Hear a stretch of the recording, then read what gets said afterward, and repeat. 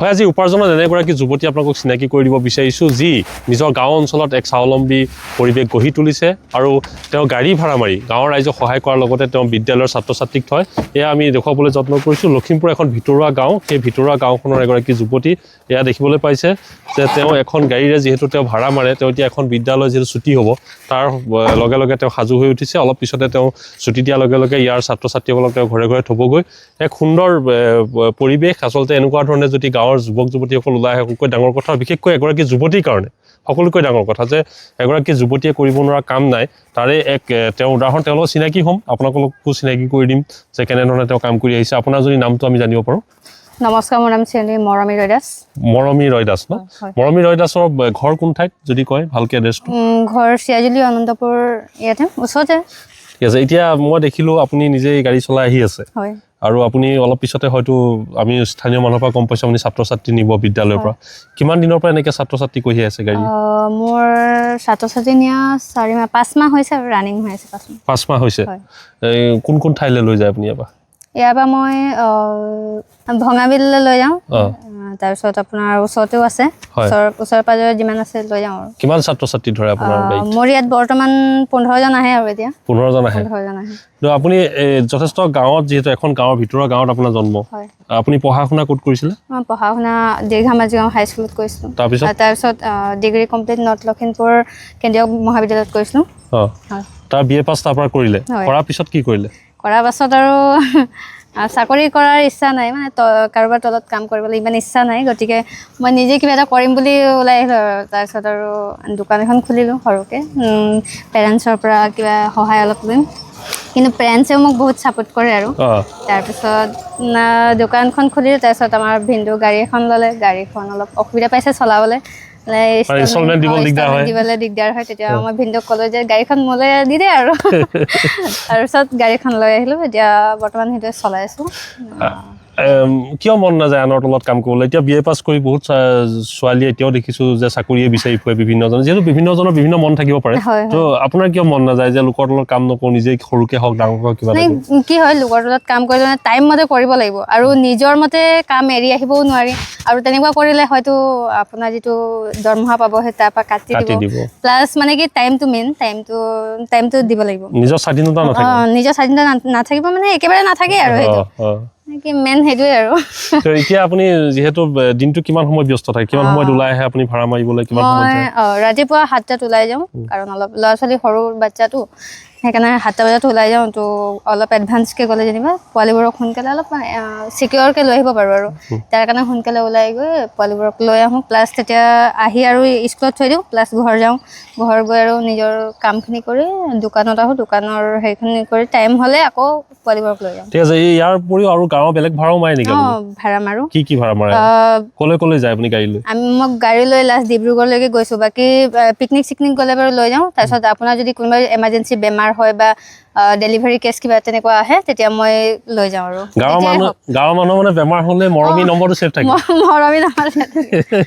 মৰমীক phone পায় যে বেমাৰ হ'ল আহি যা আৰু কি আপুনি ৰেডি থাকে নে ৰেডি থাকোঁ এনি টাইম ৰাতিও মাছ ৰাতিও কেতিয়াবা লৈ যাব লাগে কেতিয়াবা মেডিকেললৈ যিমান টাইম হওক ৰাতি 2টা বজাত মাৰক 11টাত মাৰক আপত্তি নাই মোৰ মই গুচি যাওঁ তো বহুত ধুনীয়া কাম কৰি আছে আচলতে উপাৰ্জনৰ লগতে আপুনি সহায় কৰি আছে মানুহক সহায় কৰি আছে এতিয়া আপুনি যিটো উপাৰ্জন কৰে আপুনি ধুনীয়াকৈ চলি থাকিব পাৰে আৰামত মানে কি এতিয়া যদি কাৰোবাক লাগে তেতিয়াও দি দিওঁ আৰু যদি কাৰোবাক সহায়ো কৰোঁ প্লাছ যেতিয়া মোৰ কেতিয়াবা বিপদ হয় তেতিয়া বেলেগৰ পৰা ময়ো লওঁ তেনেকা চলি থাকো আৰু মানে ইনকাম এটা হৈ গ'ল এতিয়া এটা উপাৰ্জন হৈ গ'ল যে আপুনি আনক সহায়ো কৰিব পাৰে কেতিয়াবা ন বিপদে আপদে এয়া হ'ল মৰমী আৰু মৰমী এনেধৰণৰ কাম কৰিছে যিখিনি কাম আচলতে সঁচাকৈ মৰম লগা যে এখন গাঁও মই দেখুৱাইছোঁ এখন ভিতৰুৱা গাঁও এইখন গাঁও যিহেতু চিয়াজুলিৰ এখন ভিতৰুৱা গাঁও আৰু এগৰাকী আদিবাসী তেওঁ যুৱতী আৰু তেওঁ তাৰ মাজতে দেখা গৈছে যে তেওঁৰ যিটো সাহস আচলতে আমি সাহসটোক অনুপ্ৰেৰণা দিব লাগিব যে এনেকুৱা ধৰণৰ সাহস তেওঁ কৰিছে যে ইয়াতে তেওঁ কিবা এটা কৰি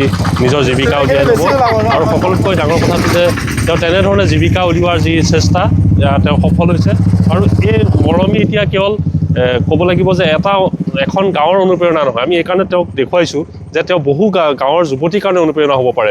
কি ক'ব যিসকল যুৱতী এতিয়াও জীৱনত জীয়াই থাকিবৰ কাৰণে সংগ্ৰাম কৰি আছে, এটা চাকৰি নাপাই নিৰাশ হৈ গৈছে, তেওঁলোকৰ ক্ষেত্ৰত কি ক'ব যে কেনেকৈ তেওঁলোকে বা ঘৰতে বহি আছে কিবা এটা কৰিমকৈ কৰিব পৰা নাই? আপোনাৰ লাজ লাগে নেকি এইবোৰ কাম কৰিবলৈ? নালাগে। প্ৰথম লাজ লাগিছিল নেকি? নাই, প্ৰথমতে লাগিছিলে, তাৰপিছত আৰু চাইছোঁ মানে আমাৰ ইয়াতে ডিগ্ৰী কমপ্লিট কৰি বহু কেইজনে মানে এনেই থাকে আৰু এনেই থাকে, য'ত গুচি যায় বা বিয়া হৈ যায় সোনকালে। বিয়া চবে মোকতো বিয়াৰ কথা সোধে, বিয়াৰ কথা সোধে। মই কৈছোঁ এতিয়া নহওঁ, এতিয়া নহয়, কিবা এটা হৈ লওক। দৰা আহে নি চাবলৈ? আহিছিলে, মই ৰিজেক্ট। কিয়?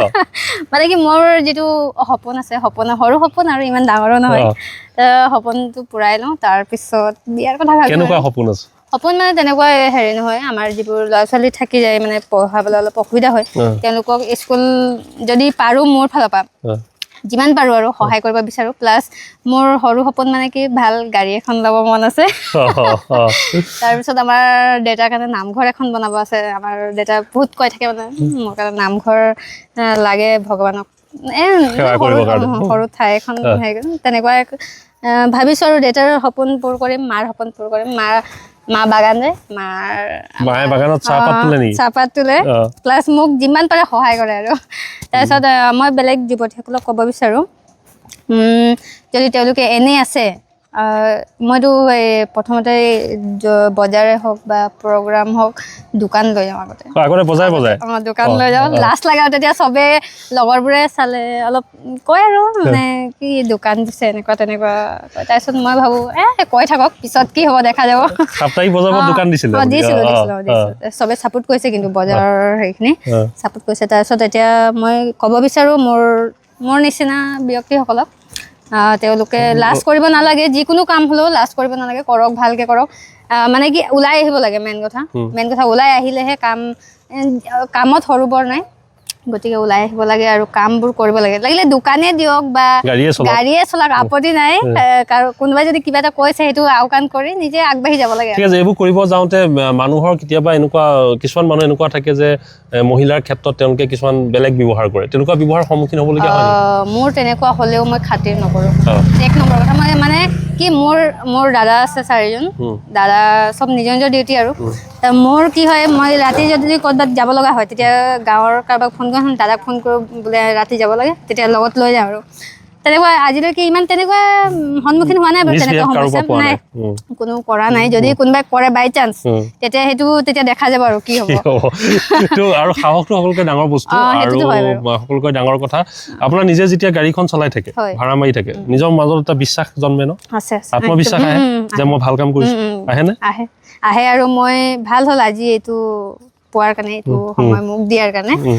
মই মানে কি হয়, এই পোৱালীবোৰক যেতিয়া লৈ আহোঁ ন, তেতিয়া চবে চাই মোক ভালকৈ চাই আৰু ছোৱালীজনী চলাইছে বুলি। তাৰপিছত আকৌ মই ভাবোঁ যে মোৰ নিচিনা আৰু 10জনক চাওক, মানে 10জনীয়ে ওলাই আহক, কামটো কৰক, চবেই ভাবক যে এনেকুৱা কৰক। মানে কি হয়, আমাৰ অতি সোনকালে ছোৱালীবোৰক কি হয়, বয়স অনুযায়ী বিয়া দি দিয়ে। সেইটো ডাঙৰ সমস্যা, আৰু সেইটো সমস্যা ক'ব লাগিব। কাৰণ ল'ৰা ছোৱালীবোৰে যদি কাম চাম নকৰে, ঘৰৰ মানুহে পুহিবলৈ মানে নিবিচাৰে, অসুবিধা মানে কি বাগানত কাম কৰি কেইটকানো পায় আৰু পাত তুলিতে কেইটকা পাব, আৰু মানে কি হয় পঢ়াবনে খুৱাবনে কি কৰিব, মানে মেইন কথা সেইটো। তাৰপিছত আকৌ সেইখিনিয়ে কওঁ। আচলতে এইটো এতিয়া আপোনাক দেখি এতিয়া বহুতে সাহস পায় ন, এনেকুৱা ধৰণৰ কামবোৰ কৰিবৰ কাৰণে, আগুৱাই আহিবৰ কাৰণে। নিশ্চয়কৈ। আৰু মই ভাবোঁ যে মৰমী সকলোৰে আদৰ্শ হৈ ৰ'ব, আৰু আমি আশা কৰোঁ এই গাঁৱৰ মৰমী বাৰ্তা সমগ্ৰ বিশ্বলৈ যাব, আৰু আশা কৰিছোঁ যে গাঁৱে এনেধৰণৰ মৰমী সৃষ্টি হ'ব, যি মৰমী বিপদত সকলোকে সহায় কৰে। এইখন এখন বিপদৰ এক্সপ্ৰেছ, মৰমী এক্সপ্ৰেছ। এইখন মানে কাৰোবাৰ বিপদ হ'লে ফোন কৰিলে, কাৰোবাৰ বিয়া হ'লে, কাৰোবাৰ যদি বেমাৰী নিব লাগে, কাৰোবাৰ বিয়া হ'লে, চবতে আৰু পিকনিক খাবলৈ গ'লো, এয়া মৰমী এক্সপ্ৰেছ এখন। আৰু স্বাভাৱিকতে ক'ব লাগিব, আমি এনেকুৱা ধৰণৰ ভাবোঁ যে সকলো ওলাই আহিব লাগে, এনেধৰণে সংস্থাপনৰ এটা বাট ল'ব লাগে, আনৰ মুখলৈ বাট ৰৈ নাথাকি, আনে চাকৰি এটা দিব বুলি ভাবি নাথাকি। গতিকে আশা কৰোঁ মৰমী আদৰ্শৰে সকলো আগলৈ আগবাঢ়িব।